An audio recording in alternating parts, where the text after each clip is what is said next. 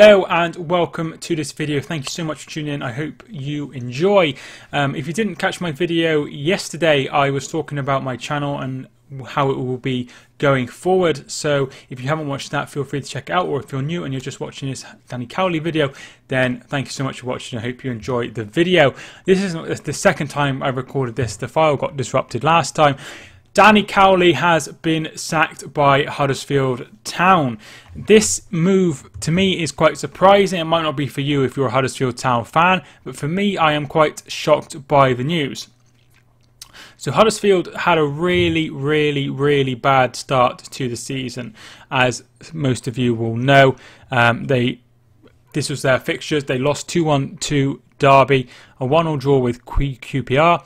A 2-1 defeat to Fulham, and then defeats to Cardiff, Reading, Luton, Sheffield Wednesday and West Brom. So that's how they started the season. After 6 games under Jan Sievert, he was relieved of his duties and he moved to they moved to a new role of just a normal manager with Danny Cowley. So Danny Cowley took over and he lost some games as well, and it looked like they at Huddersfield were heading for relegation. However, things did pick up after Sievert left. So Sievert is one of the worst managers in history in the Football League. Not the worst, because some managers don't win any, but one win in his 19 games in charge of Huddersfield, a 5% win ratio, which is very poor. Obviously, some of that was in the Premier League, most of that was in the Premier League, and it really struggled to make an impact in English football after the success of David Wagner. And that's what sort of thought they were going for. And Jan Sievert seemed like a lovely bloke, but unfortunately it did not work out for him. So Danny Cowley, as a manager, he's done very well, in my opinion. He started off with Concord Rangers, and he took them from the Essex Senior Football League, which is in the 9th tier, to the National League South. And then he moved to Braintree, moving into another club in Essex, and he did very well as manager of Braintree, got them into the National League playoffs, which was an amazing achievement. And I think they lost to Grimsby in the semi-finals after winning the first leg, I think. And then they were picked up by Lincoln. So Lincoln, this is where he had his real success. He saw them back to the Football League in his first season in charge of Lincoln, and then the second season in charge he was in the playoffs of League Two, and in third season they went up to League One. So 3 good seasons with Lincoln. And then they had this start of the season in League One, and he was picked up by Huddersfield. As well as that, of course, they had the EFL Trophy final, which they won against Shrewsbury Town, and they also got to the quarterfinals of the FA Cup before being knocked out by Arsenal. So a really successful time for Danny Cowley at Lincoln. Then he moved to Huddersfield and did really well. He won Manager of the Month in October and kept them up, and I think that's what the aim was, after such a bad start, to get them into a position where they were safe with a game to go. I think he's done a tremendous job. However, the statement is quite interesting. So the Huddersfield Town manager, Phil Hodgkinson, has said the usual spiel of thank you for your time and your dedication and all that kind of thing, and thank you for keeping us up. Wish them well in the best in their future endeavours, etc. And then it also says this: however, we have made this decision in the belief that in the long term it is the best interest of the club as we move forward.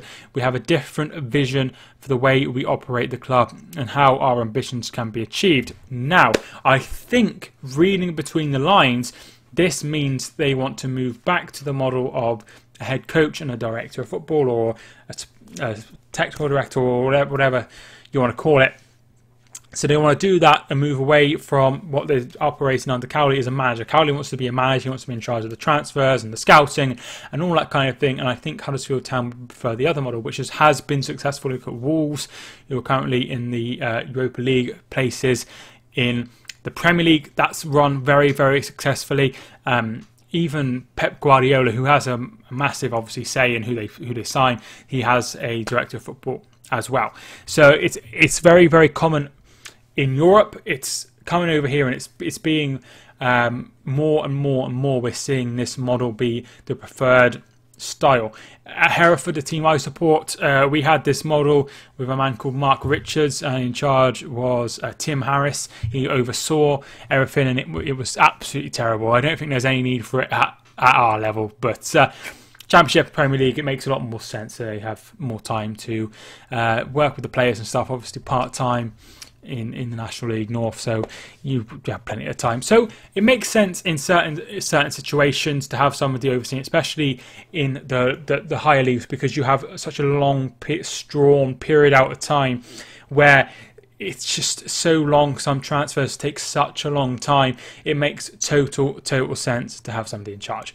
So that's the sort of model they're going for. But I think Danny Cowley would not be up for that, simply because he's come from the non-league system, where he'd have been in charge of transfers at Concord, at Braintree, and probably at Lincoln as well. So I can understand why he'd be apprehensive about this, and I think this is where the difference of opinion has come. So yeah, I'm really surprised. I thought they would give him at least the summer and see how he did, but clearly they want to get back to the Premier League, and they believe that model is the way to do it, and it has been successful for some clubs. Other clubs, it's not been so successful, but that's the way they see it. So it makes sense to me, but at the same time, Cowley's done very well. He's got results. He's got the players playing for him. So that doesn't make a lot of sense. But at the end of the day, they need to look at how they can get back to the Premier League, to the promised land, as quickly as possible. And they feel that the way they could do it is probably this way. That's me reading between the lines. Of course, maybe if you're a Huddersfield Town fan, you think I'm waffling and I don't know anything about football. But that's what I read from this statement. There's a difference of opinion on how the club should be run. So that's my opinion. If you have any anything interesting to add, then feel free to pop it in the comments. Leave a like if you enjoyed as well. But thank you so much for watching this video. I hope you enjoyed, and I hope you have a great rest of your day. Thank you so much for watching. My name is Mike, and I will see you soon.